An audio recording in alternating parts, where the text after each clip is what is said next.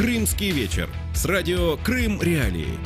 Здравствуйте, это программа «Крымский вечер». В эфире радио «Крым Реалии». С вами сегодня Катерина Некречь и Александр Янковский. В этом выпуске вы узнаете. Делегаты Курултая крымско-татарского народа собрались в Киеве. Что решили на конференции? Первый заместитель главы российской администрации Симферополя Ирина Бойко подала в отставку. Ранее уволился и глава администрации Игорь Лукашев. Кто теперь возглавит Симферополь? Поправки в Конституцию Украины о статусе Крыма рассмотрят в ближайшее время. Что изменится на аннексированном полуострове? В Крыму слушайте нас на 105,9 FM. Трансляции эфиров смотрите на Facebook и YouTube страницах Крым Реалий. Подписывайтесь, комментируйте, задавайте свои вопросы. Также вы можете попасть к нам в эфир по номеру телефону бесплатному для жителей Крыма 8 800 10 06 926. Если даже сегодня вы не находите ту тему, на которую бы вы хотели поговорить с нами в эфире, запишите этот номер, он точно вам пригодится в следующий раз. 8 800 10 06 926. И еще 3 цифры на обратной стороне карточки можно продиктовать. Это Янковский шутит. Вот. Ну, а для тех, кто хочет, кому интересна тема Крыма, или вы по каким-то причинам сейчас находитесь не в Крыму, а в других регионах Украины, звоните нам по номеру телефона 044 490 31 18. Да, и еще обращаем ваше внимание, несмотря на то, что в конце октября уже произошел переход на зимнее время, Крым на зимнее время не перешел, поэтому сейчас вы можете слушать наши утренние программы по крымскому времени в 8:35, дневные в 13:10, ну а вечерний наш эфир с понедельника по пятницу слушайте в 19:30. И мы начинаем нашу сегодняшнюю программу.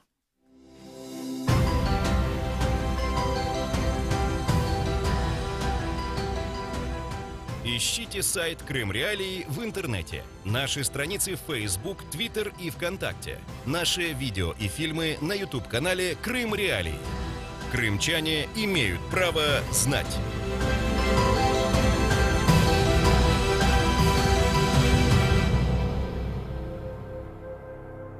Начнем наш эфир с главных новостей и важных событий этого дня.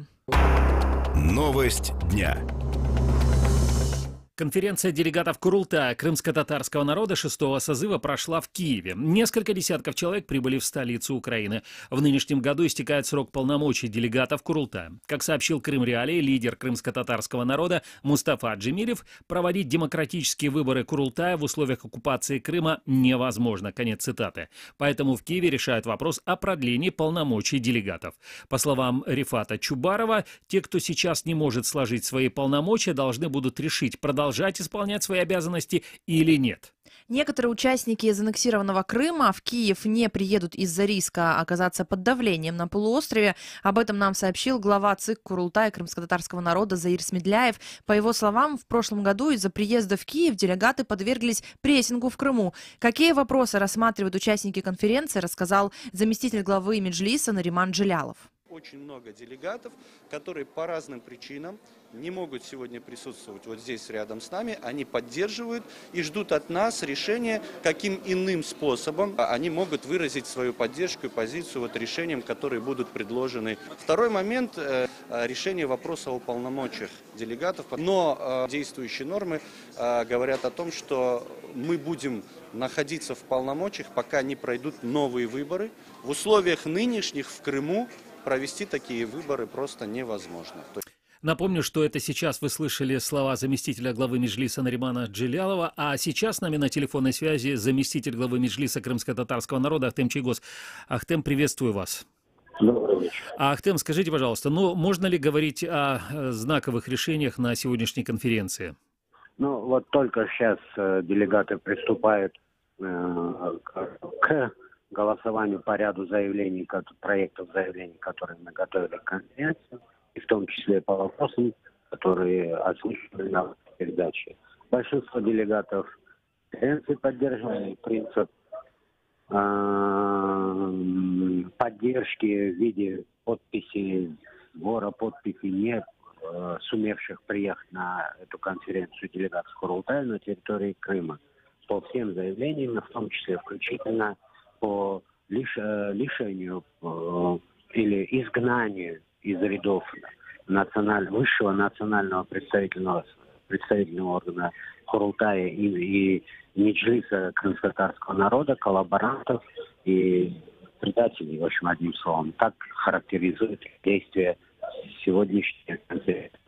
А вот эта конференция, она может их лишить права быть членами, ну, быть делегатами Курултая или нет?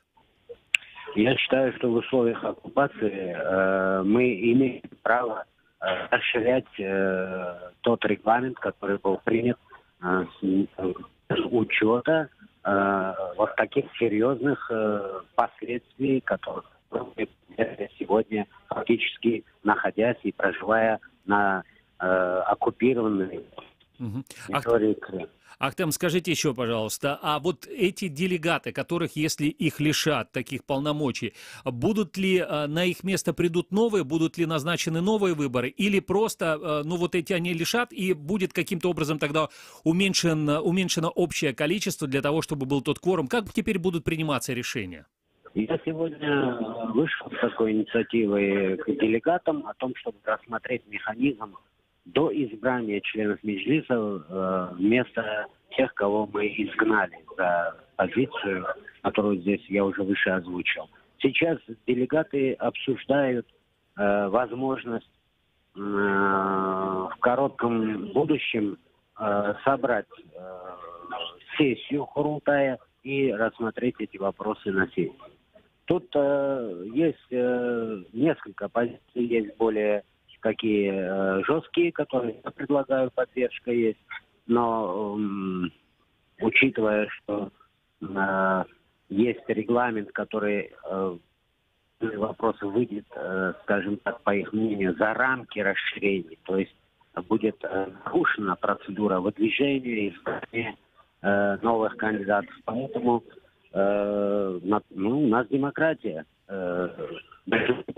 решила, что избрание делегатов должно происходить в тех рамках, которые могут быть предложены в рамках регламента Курултая. Понятно. Спасибо за то, что нашли время пообщаться с нами, с нашими радиослушателями. Ахтем Чийго, заместитель главы Меджлиса крымско-татарского народа. Сейчас вы слышали его. И напомним также, что первый Курултай крымско-татарского народа избрали в ноябре 1917 года, и тогда приняли основные крымско-татарские законы. В 1991 году в процессе возвращения коренного народа в Крым Курултай возобновил свою деятельность. Украина признала его высшим представительным органом крымских татар. Последний Курултай собирался в Крыму еще весной 2014 года. Позиция власти. Проект изменений в Конституцию по статусу Крыма рассмотрят в ближайшее время.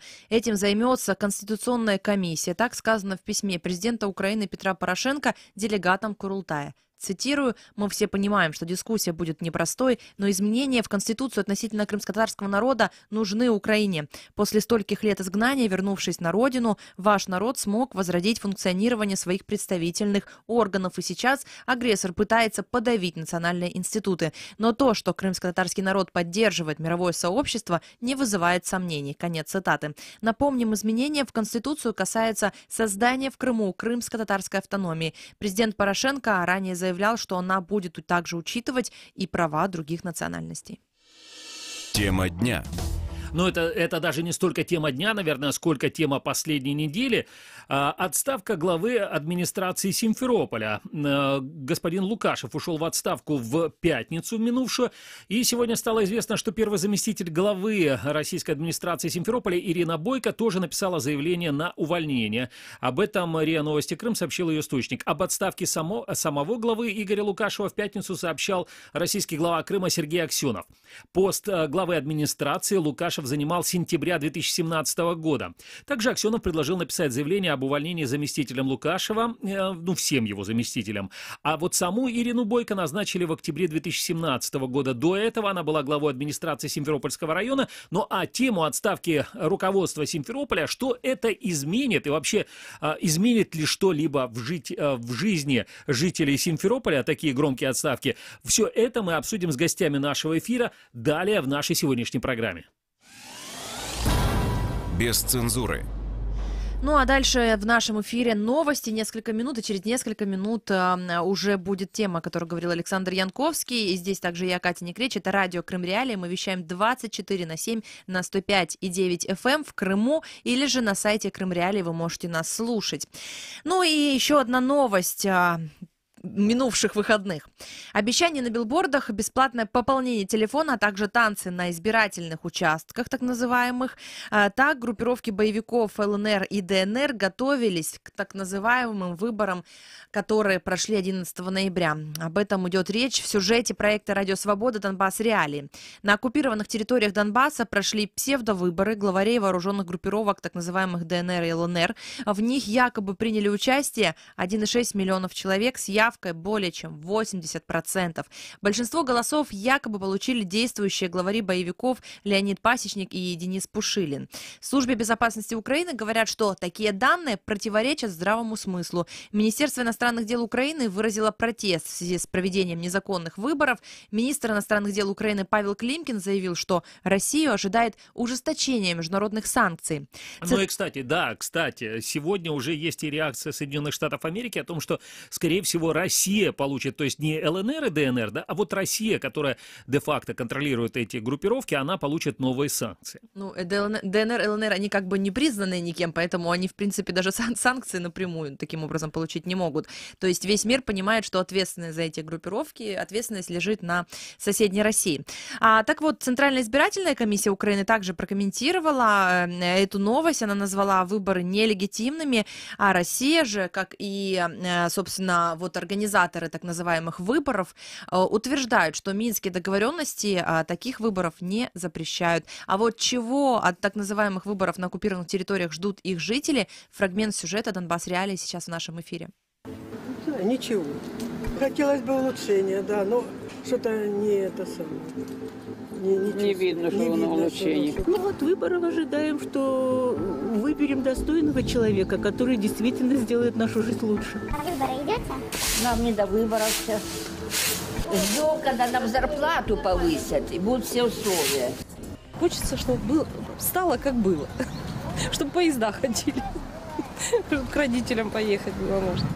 Но что самое интересное, вот все люди, которые сейчас вы услышали их опросы, они все связывают свое будущее, да, не с так называемым ДНР, ЛНР, а вот с тем, чтобы поезда пустили, да, чтобы все было так же, как раньше, чтобы все было хорошо. То есть, по сути, за эти годы произошел такой откат назад, и сейчас желания обычных людей, они, в принципе, вот высказывают то, что у них было 4 года назад. Ну, это да. какие-то элементарные для существования вещи в том числе. А вот о том, что будет, вы узнаете в нашей сегодняшней программе, но немного позже. Ну и также стоит напомнить, что у Радио Свобода, Киевское бюро, Украинское бюро есть проекты «Донбасс. Реалии». Это радиопроекты, телевизионные проекты и также материалы о том, что происходит в Донецке, Луганске, вы можете спокойно найти на сайте Радио Свобода. Тут, кстати, вот один из наших зрителей в Ютьюбе, он пишет, что вот что у вас крымские новости закончились, что ли? Печалька. Нет, это не печалька, не закончились. Просто в программе «Крымский вечер» мы рассказываем о всем самом интересном, что случилось не только в Крыму, но в той или иной степени связано в том числе и с Крымом.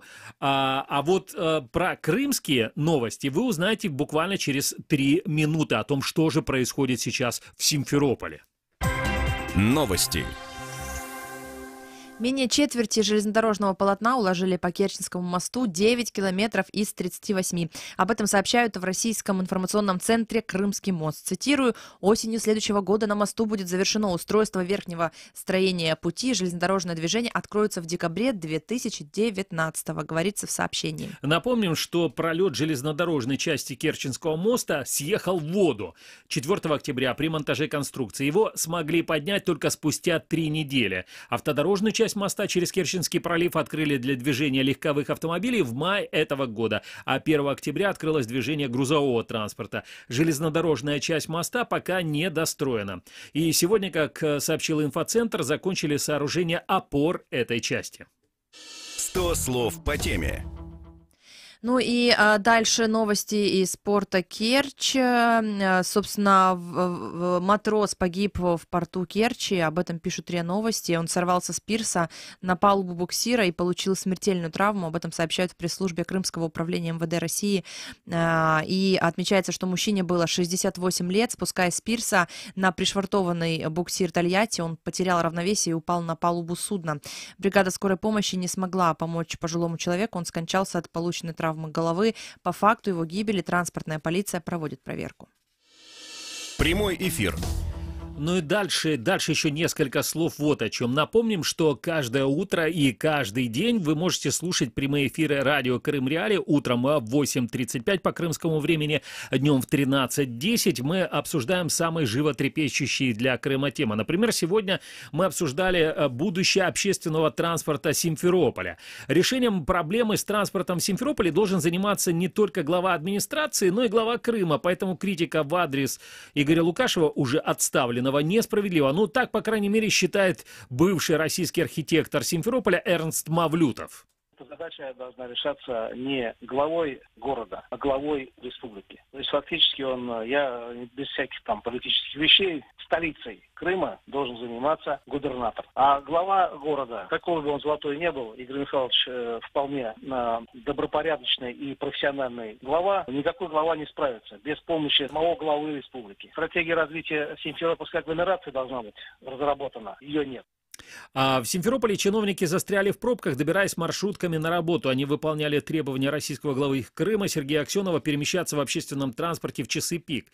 Проблемы с общественным транспортом в городе Аксенов называл одной из причин для отставки Лукашева. Еще в конце октября руководитель правительства пообещал устроить в мэрии Симферополя административный террор за проблемы, возникшие с вывозом мусора, ремонтом дорог и общественного транспорта. Ну а с вами радио Крым Реалии, и это Крымский вечер. Напомним вам, что вы можете в прямых эфирах непосредственно участвовать, вот начиная с 8:35 утра по Крыму, потом в 13:10 и потом вот в 19:30. Звоните к нам в эфир по номеру телефону бесплатному для жителей Крыма 8 800 10 06 926. Высказывайте свое мнение, комментируйте за, против, может быть, даже предлагайте тему следующих программ. Ну а дальше в нашем эфире разбор полетов, скажем так. Да, разбор поездок, я бы даже сказал, разбор поездок крымских, симферопольских чиновников на общественном транспорте и как это связано с отставкой господина Лукашева, главы администрации Симферополя и всех его заместителей. Вот это все мы будем обсуждать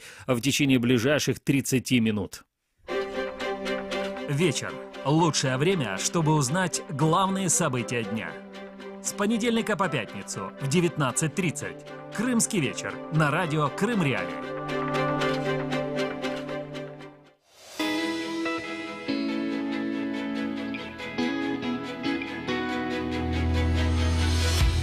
Интервью в эфире радио Крым Реалии.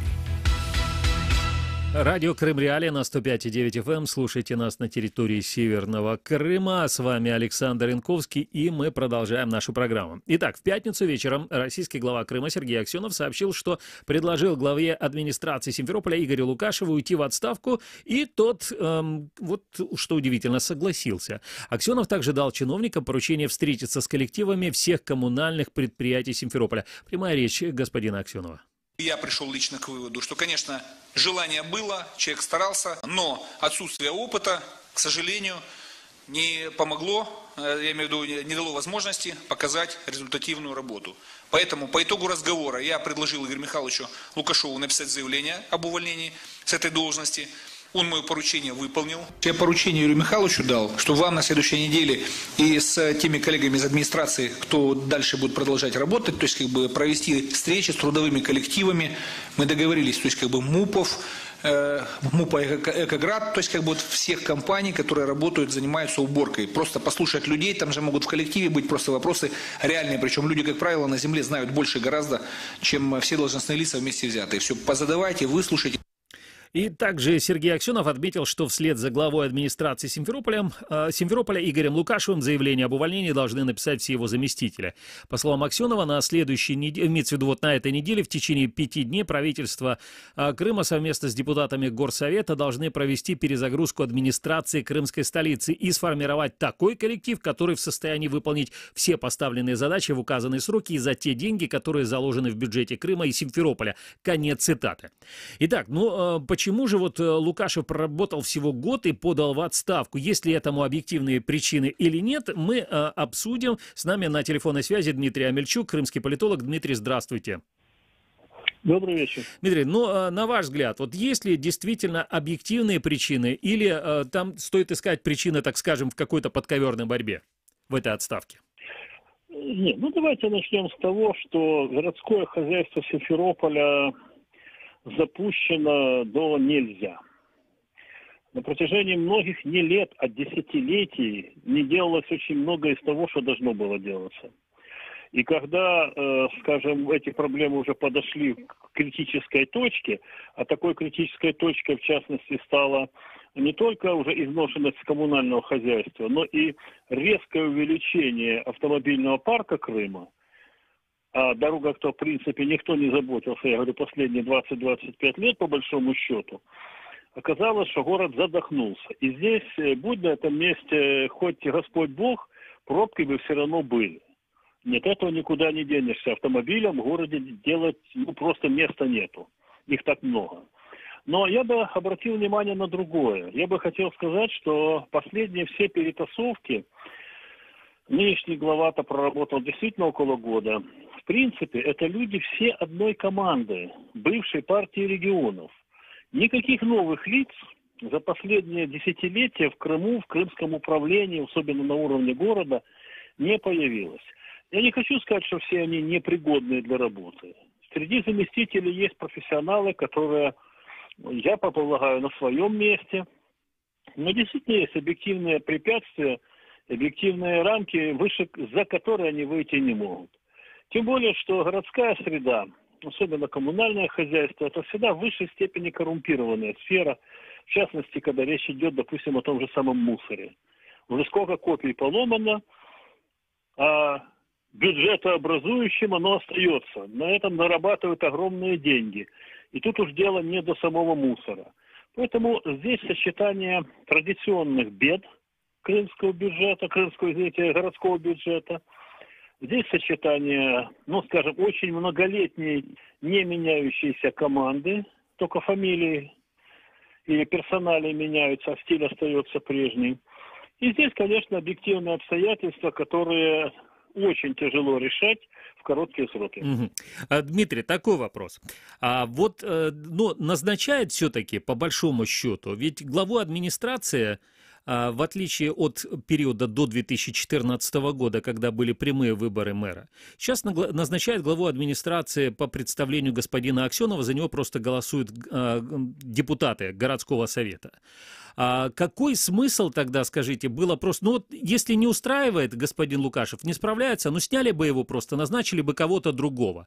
Зачем нужно было делать из этого такую достаточно громкую историю с показательным катанием чиновников в автобусах, и так далее?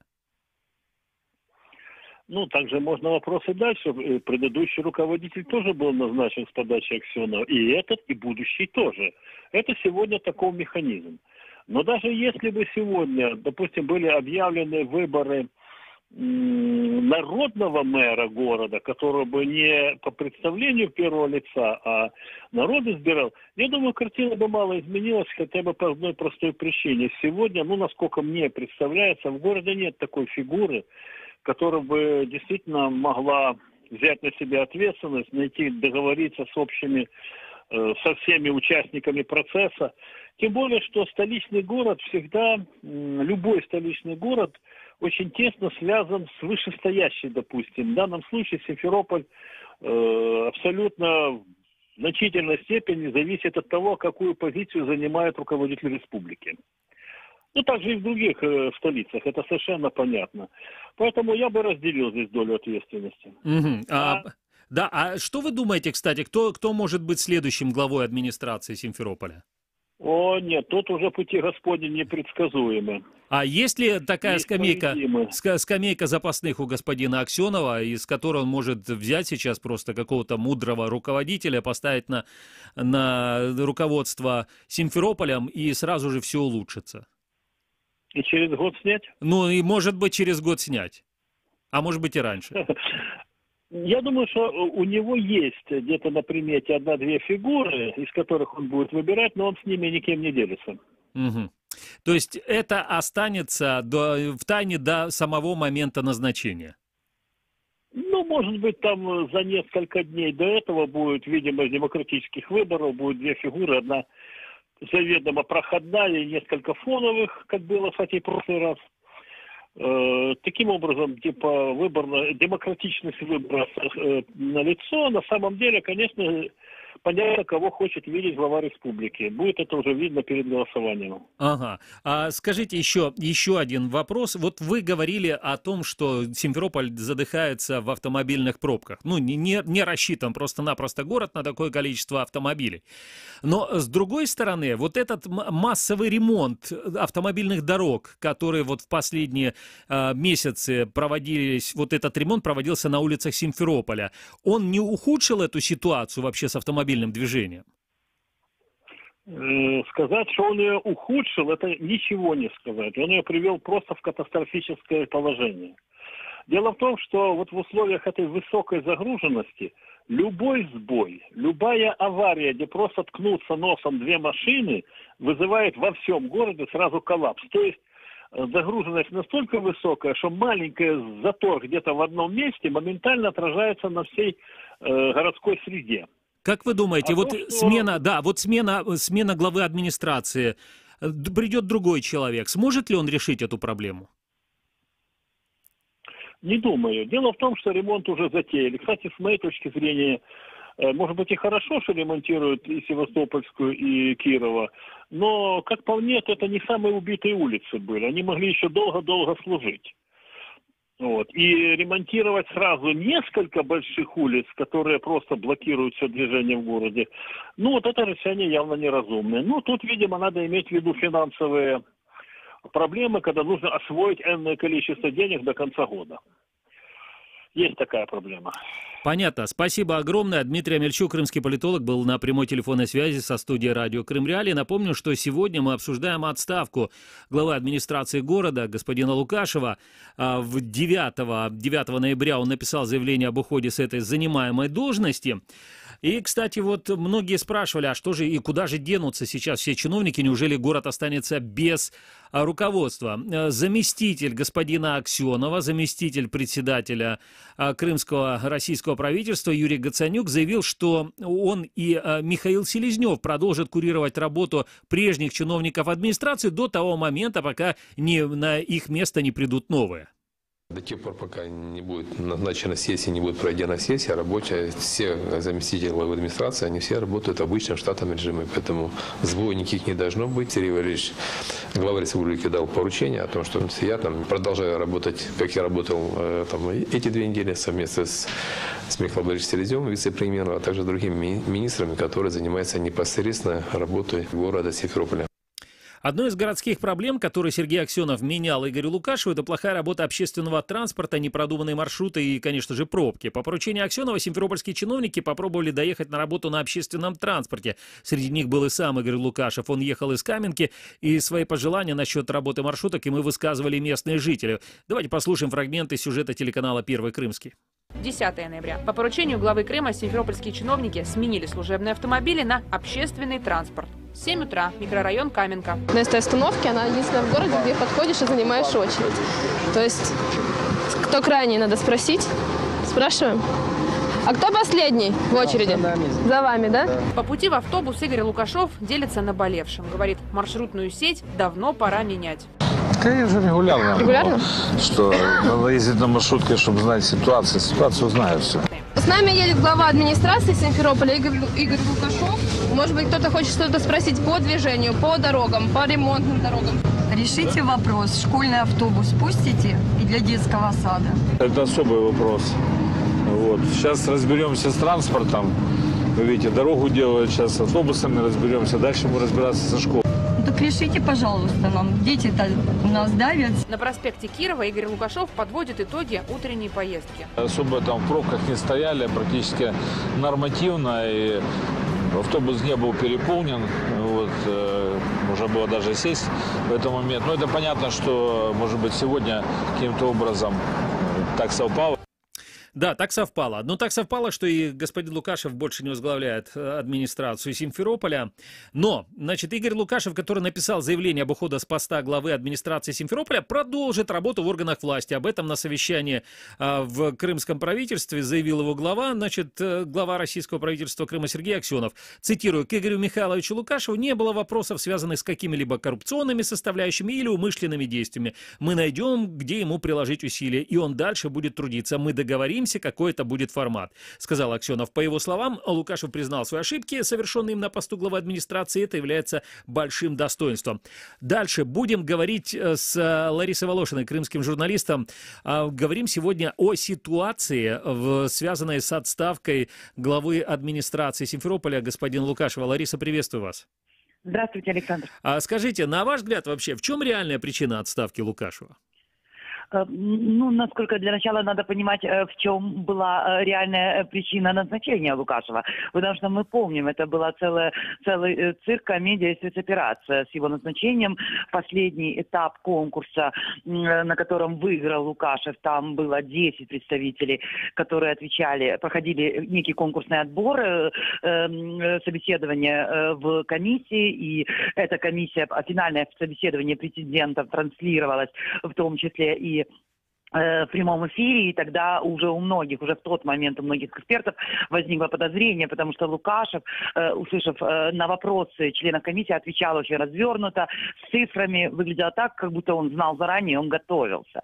И тогда же Леонид Грач, глава Компартии, бывший украинский политик, тогда высказался о том, что в принципе Лукашев является подельником господина Аксенова, его, так сказать, соратником по бандитской молодости, и поэтому, в общем, он получил это назначение. И теперь мы видим, как его увольнение, это очень странное увольнение. С одной стороны, нам говорят о том, что господин Лукашев ничем не справился, что он завалил работу, что у него, оказывается, мало опыта, несмотря на то, что он с 2006 года в профессиональной политике.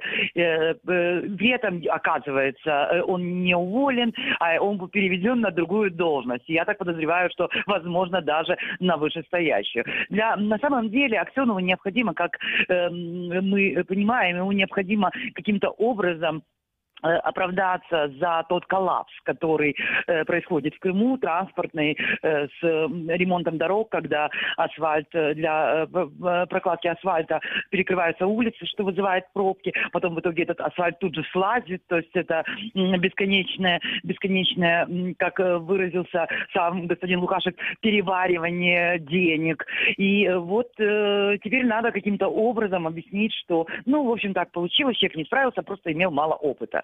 На самом деле мы должны понимать, что до Лукашева было еще несколько глав оккупационной администрации города Симферополя, но они тоже не были в состоянии решить эти проблемы. И вряд ли кто-нибудь будет в состоянии решить проблемы Крыма, проблемы Симферополя до тех пор, пока работа, которая должна вестись в городе, не будет включать не только осваивание российского бюджета, российских денег, как это происходит сейчас, но и определенные программы по развитию. А это невозможно в оккупированном Крыму. Невозможно говорить о развитии города, который только потребляет деньги, ничего не производит. Угу. Кстати, мы с радостью услышим и мнение господина Лукашева, почему же его... в общем, если он найдет время, пусть позвонит к нам в эфир, мы обязательно дадим ему слово. Ларис, скажите, пожалуйста, еще такое интересует. Давайте мы сейчас с вами вместе послушаем. Мы задали вопрос господину Грачу, которого вы упоминали. Это экс-глава Верховной Рады Автономной Республики Крым. Мы поинтересовались, а кого же могут назначить новым главой администрации Симферополя?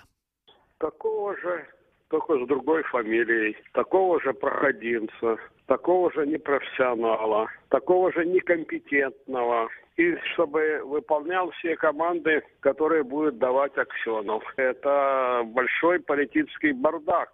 Это продолжается и будет продолжаться до тех пор, пока, собственно говоря, Владимир Путин не сделает такую же чистку по дагестанской, от начала до конца их просеять и выдворить. Системная проблема, она, естественно, есть. Крым разделен на части, финансовые части. Есть так называемые целевые программы, и туда крымских не допускают, а дают им с целевых программ: нате, сделайте то-то, то-то, то-то, то. И нашим этим несмышленышам осталось лишь только грабить то, что еще не дограблено. Уже не знает, думаю, и сам Владимир Путин, а что делать с этим Че Геварой. Путину как бы выгодно, чтобы здесь было такое безобразие. Может, такими Че Геварами легче править, сказал, иди сюда, стой там, но есть же еще и Крым сам, есть люди. Напомню, что сейчас вы слышали мнение Леонида Грача, экс-главы Верховной Рады Автономной Республики Крым, а ныне возглавляющего там подразделение в Крыму одной из российских коммунистических партий. А мы продолжаем нашу беседу с Ларисой Волошиной, крымским журналистом.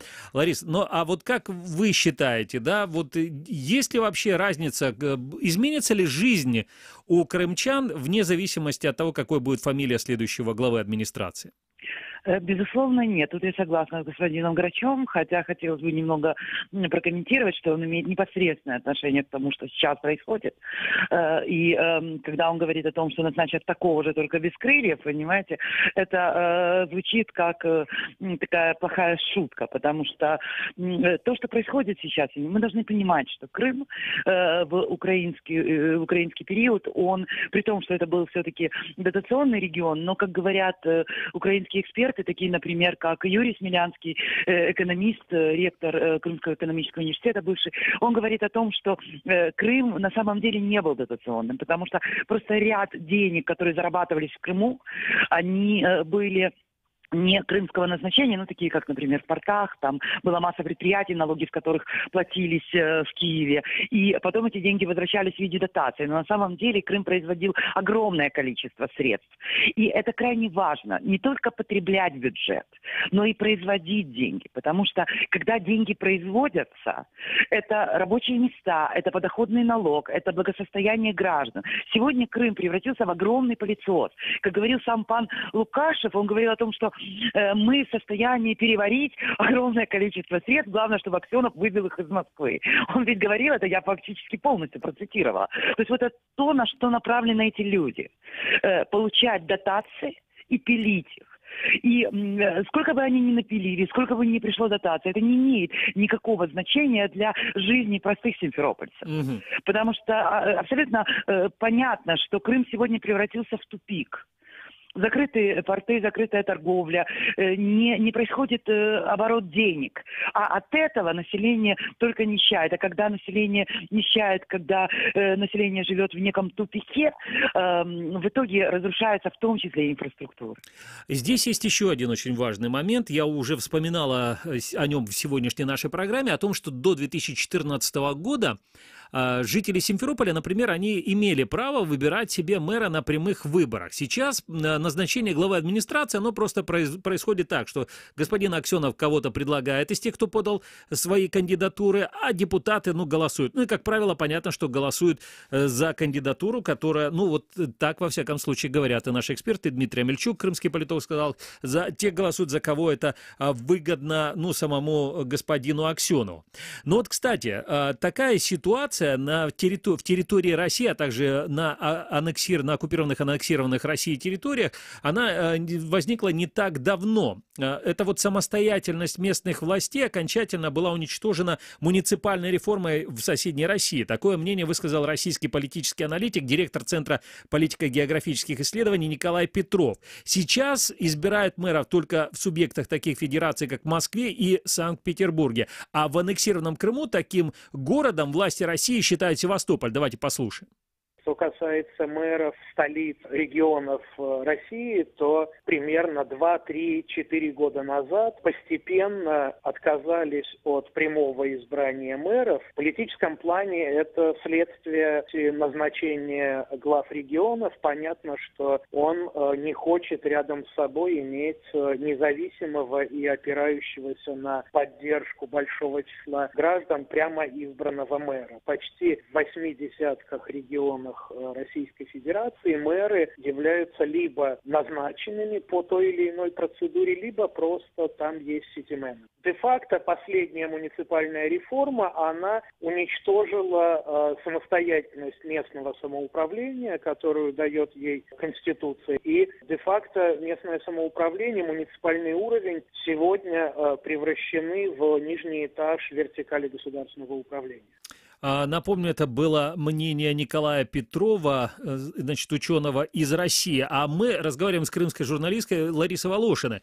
Ларис, вопрос к вам, да? На самом деле, тут два вопроса.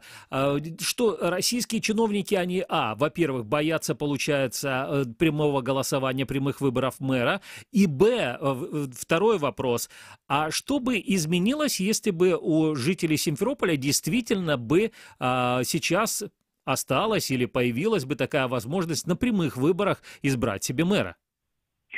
Ну, во-первых, отвечая на ваш первый вопрос, я полностью согласна с тем, что российские власти боятся боятся народовластия, боятся избрания глав городов, и на то есть несколько причин, потому что, во-первых, любой выборный процесс, даже проходящий в такой стране, как Российская Федерация, или в таком регионе, как оккупированный Крым, это в любом случае определенное политическое действие, когда есть кандидаты, есть конкуренция между ними, есть лозунги, есть программы. Это политический процесс. Любой политический процесс приводит к консолидации общества, к солидаризации.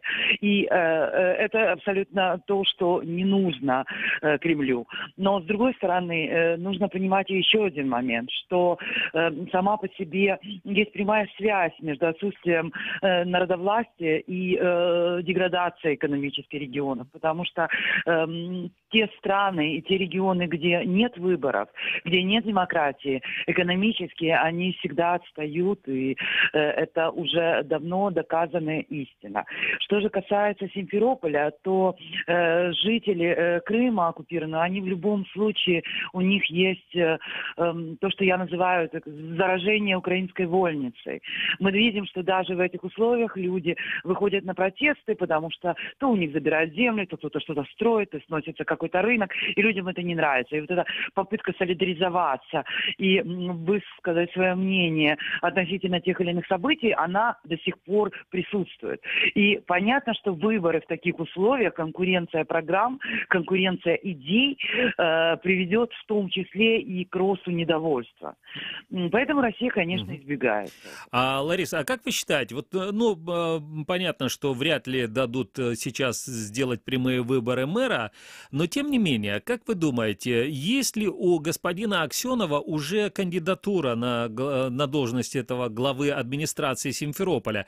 Или же, возможно, что произойдет то, что произошло рядом, в Севастополе, я имею в виду, когда чиновников вот такого топ-уровня, как господина Овсянникова, их присылают из каких-то там регионов соседней России?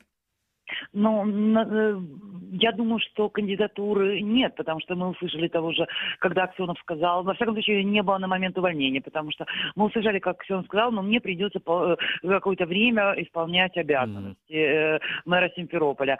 Но понятно, что святое место пусто не бывает, кто-то найдется. Вопрос в другом. До ведь господина Лукашева был как раз ставленник, был как раз человек приезжий, и это, в общем-то, не очень помогло.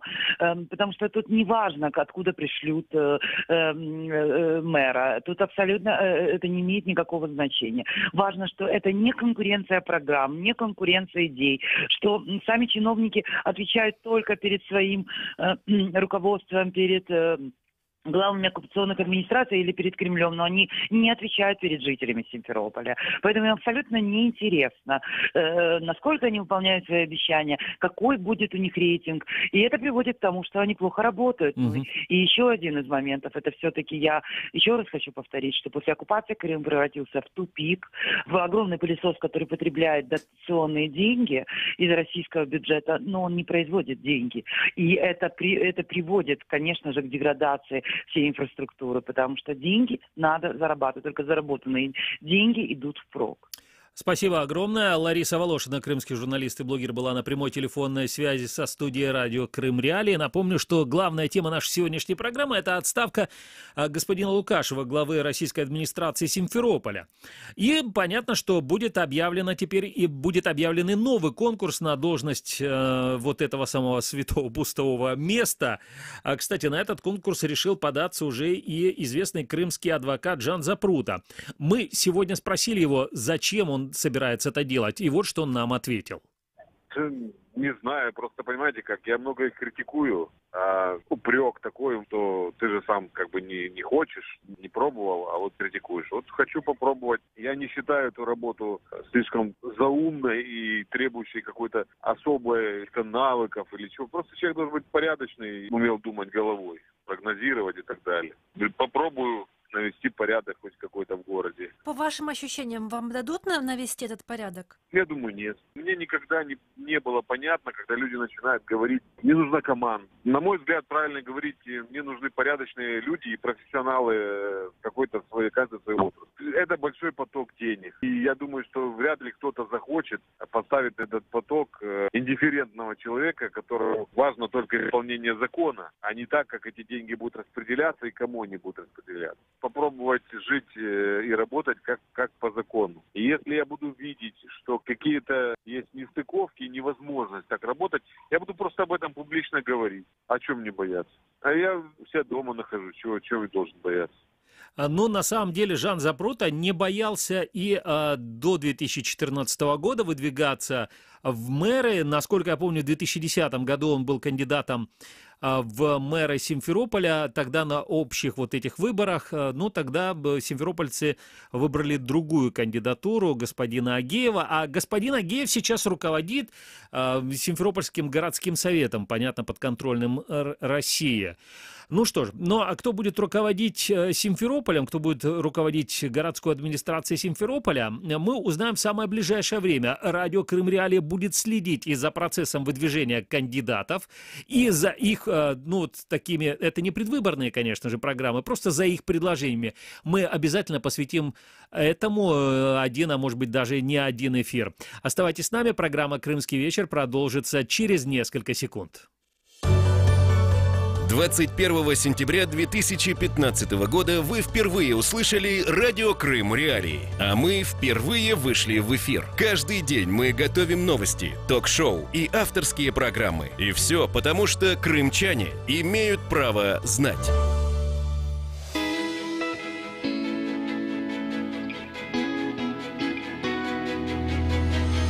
Крымский вечер с радио Крым Реалии. Радио Крым Реалии, 105,9 FM. Александр Янковский, Катя Некречья вот вернулась в студию. Александр хочет забрать у меня все слова, которые расписаны по сценарию, но мы ему не дадим это сделать. Правда ведь, дорогие наши слушатели и зрители? Напомню, что вы хотите сказать, я сейчас объявлю голосование. Тут вообще такие интересные люди пишут у нас в интернете, да? Они самые разные пишут и интересные такие сообщения, что ты, оказывается, Катя, всех забанила в чате. Поэтому там тишина и покой. Я никого не банила. Никого не банила. Она никого не банила. Вы меня слышите, да? Никого не банила. Сейчас я им еще напишу. Да, но я вот тут уже вижу, что меня отправляют на какие-то каналы непонятные, телеканалы. Не надо, спасибо. Нам здесь хорошо.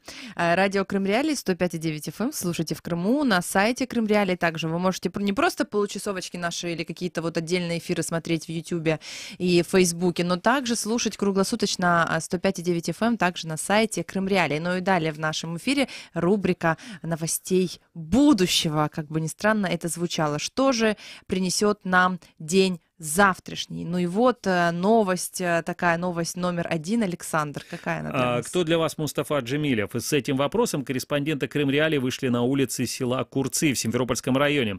Это село считается одним из мест компактного проживания крымских татар. Большинство из людей, которые приняли участие в опросе, сказали, что считают Мустафу Джемилева примером и образцом для молодежи. Пользуясь случаем, люди также решили высказать свои пожелания в честь юбилея лидера крымско-татарского народа, который он отмечает 13 ноября. Мустафа Джемилев является почетным доктором права Сельджукского университета в Турции, лауреатом международной премии имени Пилипа Орлика за демократизацию украинского общества, награжден медалью Нансена, это он, и орденом князя Ярослава Мудрого 5 и 4 степеней. Лидер крымско-татарского народа сейчас в Киеве на данный момент, нет возможности у него заехать в Крым. Борец за национальную свободу крымских татар. В этот день самое главное — это побольше здоровья. Таких людей очень мало, которые именно за идею. Много пострадал за свои идеи, за идеи, за народ и за все остальное. Пожелать здоровья, также и продолжать, чтобы как идеи до конца. Организовал возвращение крымских татар. Пожелал бы ему опять-таки здоровья, успехов в его, как говорится, труде. Это, во-первых, пример для молодого подрастающего поколения, пример того, что человек не сломился, что бы с ним ни делали. И в данный момент это пример того, что победа близко. Это одна из стальных нитей, которая связывает Крым с Украиной. То есть это тот канатик, который, в принципе, держит Крым и в информационном, и в правовом поле. Сколько делает он, наверное, вряд ли кто-то в Украине из политиков прикладывает столько усилий, чтобы вернуть Крым обратно в законодательство Украины. Собственно, почему корреспонденты вышли на улицы, да, и спросили, задавали такой вопрос, потому что 13 ноября, то есть уже вот завтра, во вторник, Мустафе Джемилеву исполняется 75 лет. И, собственно, тут важно сказать, что 3 мая 2014 года национальному лидеру крымских татар, мы слышали, как отзываются некоторые люди о нем, да, в Крыму, несмотря на всю пропаганду как бы против этого человека, что с мая 2014 года российские спецслужбы запретили ему въезжать в аннексированный Крым.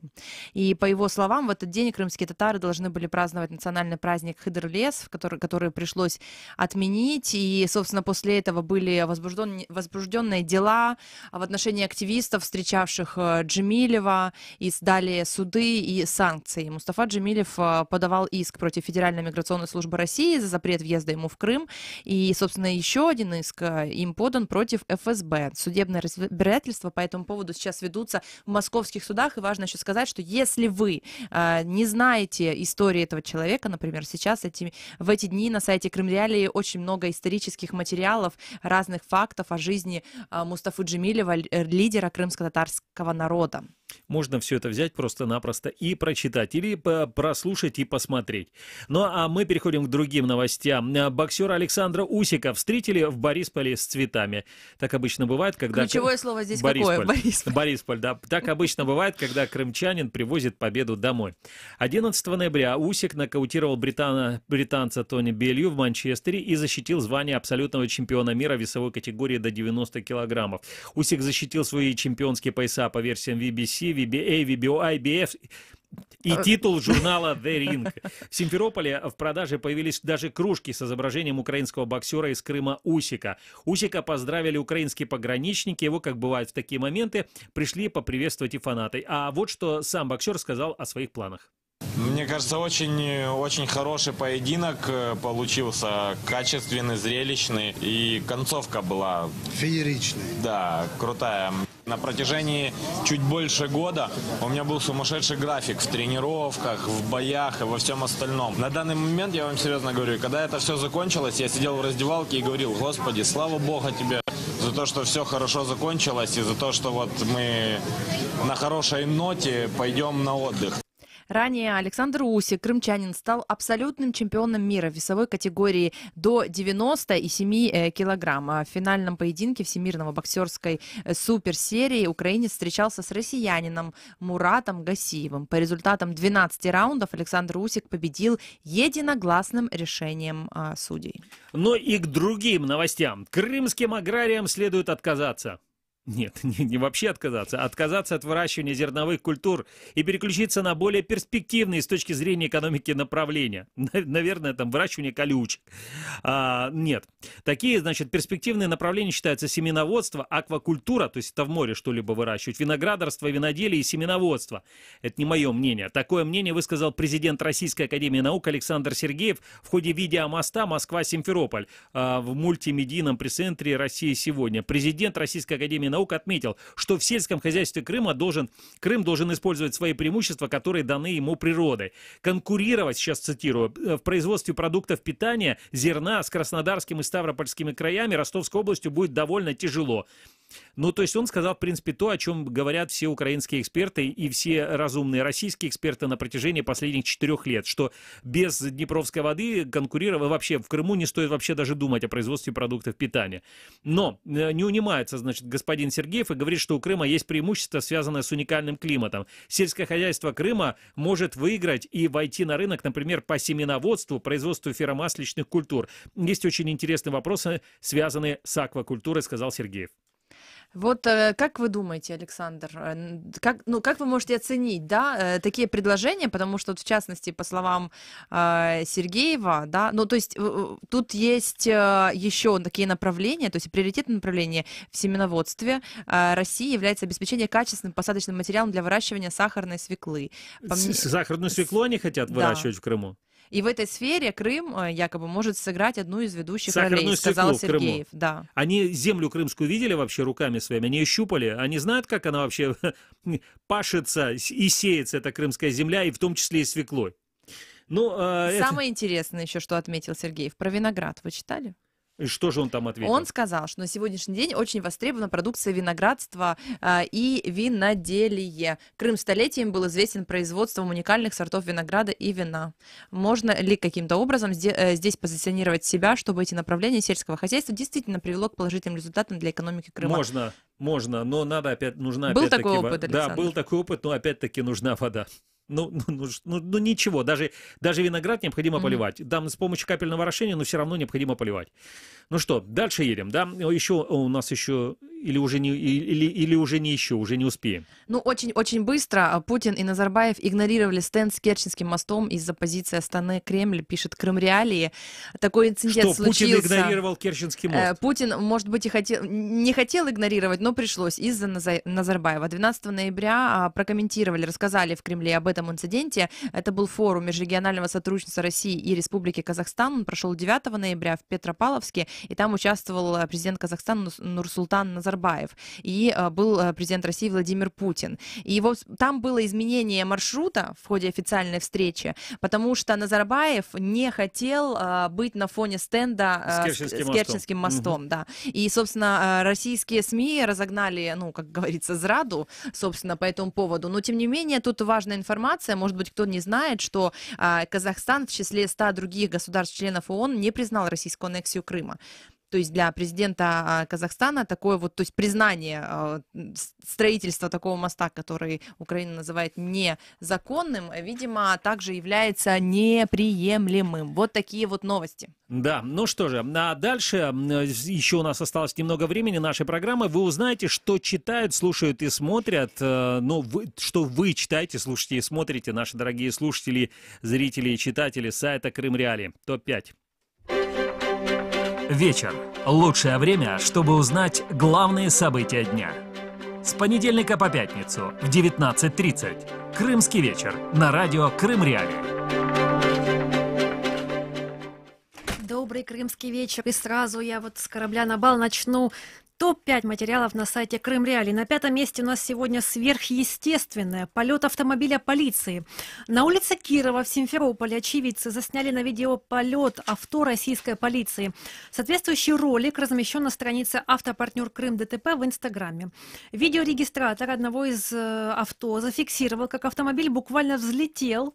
Из-за того, что на улице Кирова, мы же знаем, что происходит в Симферополе, ремонт дорог, там сняли слой асфальта, вот такое вот произошло. Если пострадавшие в результате происшествия неизвестно, Управление МВД России по Крыму этот инцидент не комментирует. Слушай, здесь очень важный мой комментарий. Да, это была Toyota Prius. Toyota Prius, причем которая была куплена и передана еще в рамках Киотского протокола Украине и Японии. Вот за те самые киотские деньги. То есть это украинский... Это экологический автомобиль. Экологически чистый автомобиль. Это украинский автомобиль, который там в Крыму остался после того, как доблестные полицейские, айн-свайн, все пошли работать в полицай теперь в Россию. И даже вот этот автомобиль не устоял перед ремонтом. Перед ремонтом, но он полетел. Да. Не в космос, жаль, а может быть и нет. На 4-м месте у нас крымско-татарская автономия, точнее объяснялка, что это за зверь, что это такое, да, об этом рассказал советник главы Меджлиса крымско-татарского народа Арсен Жумадилов, а журналисты Крым Реалии оформили все это в удобный формат, который легко прочитать и понять, что такое крымско-татарская автономия, чем она страшна, а может быть и не страшна совсем. Это вы узнаете, прочитав на сайте. На 3-м месте у нас Ангела Меркель Меркель и Эммануэль Макрон, которые готовы срочно вернуться к переговорам по освобождению украинских политузников. Это вчерашняя новость, которую сообщил Петр Порошенко. А я напомню, что еще ранее президент Турции Реджеп Тайип Эрдоган сообщил, что передал российской стороне список на освобождение украинских политзаключенных и ожидает успешного решения этого вопроса. Но вот что в Кремле на этот счет думать, пока неизвестно. На второе место у нас очень красивое. Там фотогалерея, как проходит осень в Крыму. Проходите вот прямо сейчас на сайт, смотрите, наслаждайтесь. Лучшие фотографии за 5-11 ноября. Ну и лидер по просмотрам у нас сегодня приятная новость о том, что в декабре будет больше выходных, по крайней мере, у тех, кто работает на материковой Украине. А почему? Вот так вот. А потому что вот католическое Рождество 23-25 и потом новогодние праздники, которые я очень люблю, может быть, даже почти так же, как и радио Крым Реали, чего и вам советую. Оставайтесь с нами. Оставайтесь с нами. Александр Янковский, Екатерина Некреча и Илья Дрозд были весь этот вечер с вами на 105,9 FM. Ну а завтра по крымскому времени уже 8:35. Включайте 549 АМ и присоединяйтесь к нашему и прямому эфиру 8 800 10 06 926. Звоните в эфир к нам.